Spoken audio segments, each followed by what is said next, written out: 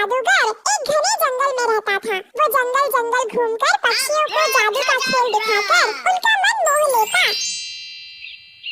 और वो जो पैसे देते उससे गुजारा करता था। एक दिन वो सुंदरवन नाम के जंगल आ पहुंचा। वहाँ पक्षियों को अपना खेल दिखाने लगा।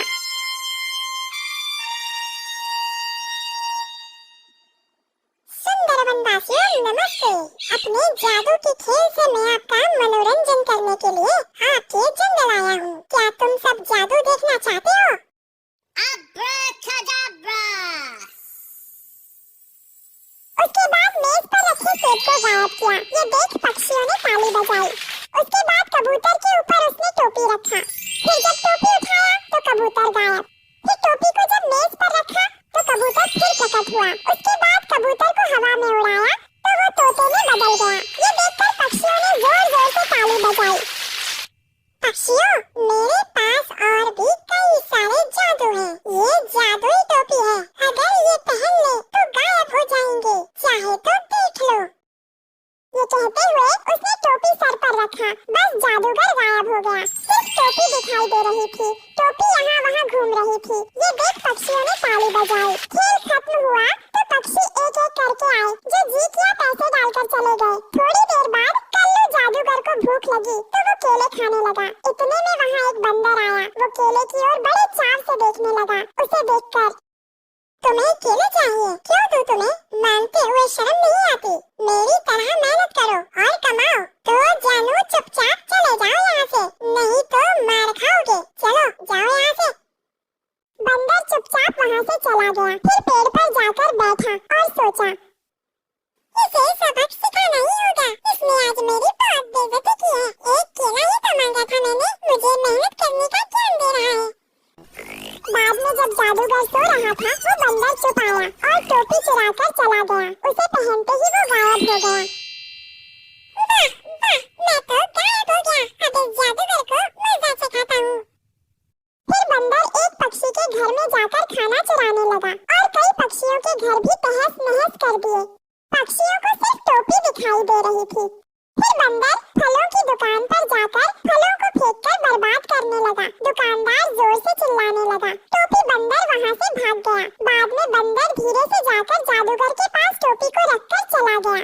जंगल के पक्षी एक जगह इकट्ठा हुए और हो ना हो ये काम उस जादूगर का ही है। उसी ने मेरे फल का नाश किया है। हाँ, मैंने टोपी भी देखी थी। उसी का है। मेरे मिठाइयों को मिट्टी में मिला दिया। इस तरह सब अपनी दुखड़ी रोने लगे। फिर रानू चिड़िया ने कहा, मुझे नहीं लगता ये काम जादूगर का है। पहले हमें सच्चाई का पता लगाना होगा। रानू चिड़िया, ये सभी ने उस जादूगर की टोपी को देखा है। इससे साफ पता चलता है कि दोषी वही है। हमें उसे अभी जंगल से बाहर कर देना चाहिए। मैं आप सबकी बात को समझ सकती हूँ। आप लोगों का बहुत नुकसान हुआ है, लेकिन हमें फैसला जल्दबाजी में नहीं लेना चाहिए। हाँ दोस्तों, रानो ठीक कह रही है। हमें एक बार रानो पर भरोसा करके देखना होगा और असली दोषी को सामने लाने के लिए उसे थोड़ा समय देना होगा। सभी पक्षियों ने रानो की बात पर सहमति जताई और रानो चिड़िया घर जाकर कैसे पता किया जाए आखिर ये तबाही कौन कर रहा है। अगले दिन रानो चिड़िया कल्लू कालिया जादूगर पर दूर से नजर बनाकर एक ऊंचे पेड़ पर बैठी थी। कल्लू ने अपना जादू दिखाया। आओ आओ, कल्लू का जादू देखो। देखो देखो, कल्लू का जादू देखो। कल्लू जादू दिखाकर एक पेड़ के नीचे सो गया। फिर एक बंदर आया और कल्लू की टोपी उठाई और वहाँ से भाग गया। रानो चिड़िया ने जब ये नजारा देखा तो वो सारी कहानी समझ गई। अच्छा, तो ये बंदर है इस सबके पीछे। मुझे इस बंदर को रंगे हाथों पकड़ना होगा। बंदर जंगल में जाकर पक्षियों के घरों में जाकर तबाही करने लगा। तो किसी के फलों की दुकान में फल इधर उधर फेंकने लगा। सभी पक्षी वहाँ आ गए, पर लेकिन बंदर वहाँ से बचकर जंगल की ओर भाग गया। कल्लू जादूगर, जल्दी उठो कल्लू उठो।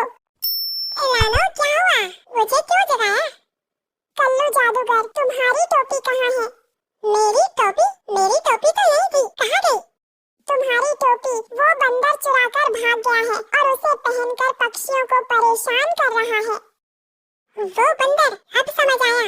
वो बंदर मुझसे केले मांग रहा था। मैंने केले देने से मना कर दिया, तो वो इसी बात का बदला ले रहा है। हमें उसे जल्दी रोकना होगा। फिर कल्लू चिड़िया बंदर को पकड़ने के लिए जंगल की ओर भागे। बंदर टोपी लेकर जंगल में उछल कूद कर रहा था और टोपी लेकर भाग रहा था। भागते भागते टोपी उसके सिर से गिरकर एक भालू पर गिरी। भालू वहीं एक खरगोश में बदल गया। मैं इतना छोटा कैसे हो गया? फिर बंदर टोपी लेकर फिर से भागने लगा और भागते भागते उसने टोपी एक चूहे पर गिरा दी और चूहा एक हाथी में बदल गया। बाप रे, मैं इतना विशाल कैसे बन गया? आखिरकार रानो और जादूगर कौवा ने वो टोपी बंदर से पहले उठा ली और जादूगर ने बंदर को पिंजरे में कैद करके पक्षियों के सामने ले गया। जादूगर को देखकर जंगल के पक्षी सारा माजरा समझ गए और जादूगर ने बंदर से बोला, बंदर चलो अब अपनी सारी सच्चाई पक्षियों को बताओ।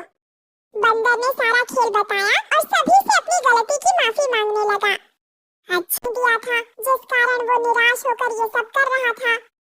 मेरे पक्षी साथियों, मुझे माफ करना।